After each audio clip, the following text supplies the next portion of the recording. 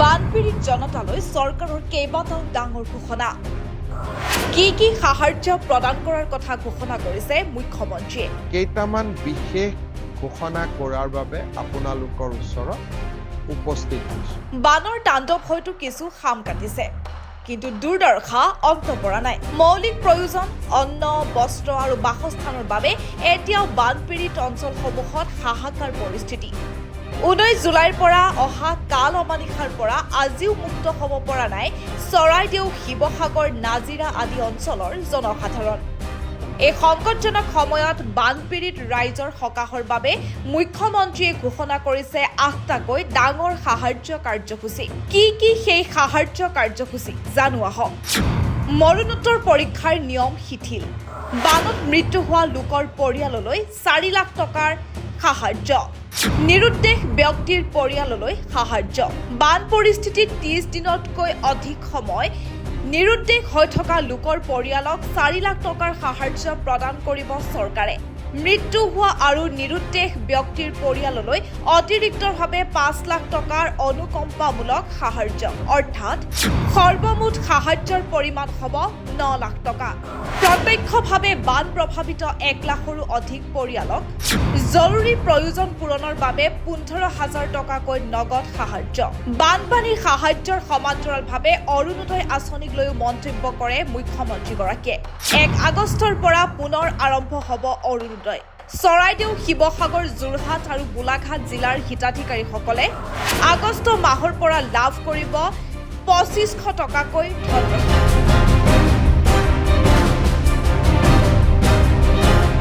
লগতে বানাক্ৰান্ত শিক্ষাৰ্থীসকলৰ বাবেও লৈ আহিছে আশাৰ ৰেঙনি 1 আগষ্টৰ পৰা গুৰুতৰভাৱে বানপীড়িত জিলাসমূহৰ ছাত্ৰ ছাত্ৰীসকলৰ বাবে বিশেষ শৈক্ষিক সাহায্যৰ ব্যৱস্থা ৰেহাই দিয়া হ'ব প্ৰমাণ পত্ৰৰ মাচুল 3 আগষ্টৰ পৰা আৰম্ভ হ'ব ঘৰ পশুধন মীন পালন আৰু শস্য আদিৰ ক্ষতিৰ মূল্যায়ন অনুসৰি ক্ষতিগ্ৰস্ত যোগ্য পৰিয়ালসমূহলৈ আগবঢ়োৱা হ'ব যথোপযুক্ত ক্ষতিপূৰণ কেইটামান বিশেষ ঘোষণা কৰাৰ বাবে আপোনালোকৰ ওচৰত উপস্থিত হৈছো প্ৰথম বান আক্ৰান্ত বা বানত কেইবাগৰাকীও লোকৰ মৃত্যু হৈছে যাৰ সংখ্যা মই ইতিমধ্যে 61 বুলি আপোনালোকক উল্লেখ কৰিছো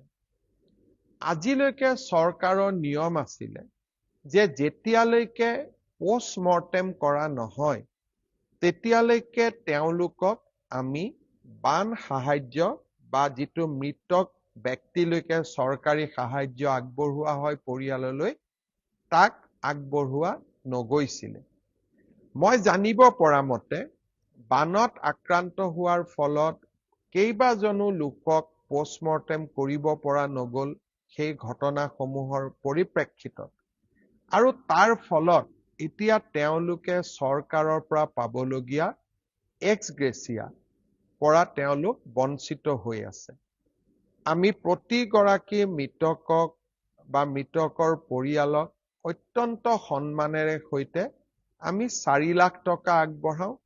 কিন্তু পোষ্টমৰ্টেম নোহোৱা বাবে এই 4 লাখ টকাও বহু লোকে এতিয়ালৈকে পোৱা নাই আজি আমি সিদ্ধান্ত লৈছো যে এতিয়াৰ পৰা বানত আক্ৰান্ত লোক বানত মৃত্যু হোৱা লোকক সাহায্য দিবৰ বাবে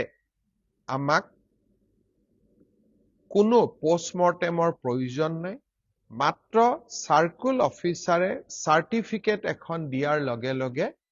তেওঁলোকে এই 4 লাখ টকা চৰকাৰৰ সাহায্য তেওঁলোকে লাভ কৰিব অৰ্থাৎ এতিয়া বানত মৃত্যু হোৱা প্ৰতিগৰাকী লোকৰ পৰিয়ালে 4 লাখ টকাকৈ চৰকাৰৰ পৰা পোৱাৰ ৰাস্তা আজি প্ৰশস্ত হ'ল যোনে পোষ্টমৰ্টেম কৰা নাছিল পোষ্টমৰ্টেম কৰা সকলে ইতিমধ্যে এই ধন লাভ কৰিছে এতিয়া হ'ল মই আৰু এটা ঘোষণা কৰিব খুজিছো সেইটো হ'ল যে এই যে বানত আক্ৰান্ত হৈ 61 গৰাকী চৰাইদেউ শিৱসাগৰ যোৰহাট গোলাঘাট জিলাত মৃত্যুবৰণ কৰিলে আৰু ৰাজ্যৰ বাকী অঞ্চলতো আৰু 6 গৰাকী ব্যক্তিৰ মৃত্যু হৈছিল মুখ্যমন্ত্ৰীৰ সাহায্য পুঁজিৰ পৰা এই আটাইকেইটা পৰিয়ালক আমি আৰু অতিৰিক্তকৈ 5 লাখকৈ টকা দিয়াৰ সিদ্ধান্ত গ্ৰহণ কৰিছো। অৰ্থাৎ বান আক্ৰান্ত প্ৰতিটো পৰিয়ালে চৰকাৰৰ পৰা প্ৰতি মৃতকৰ পৰিয়ালে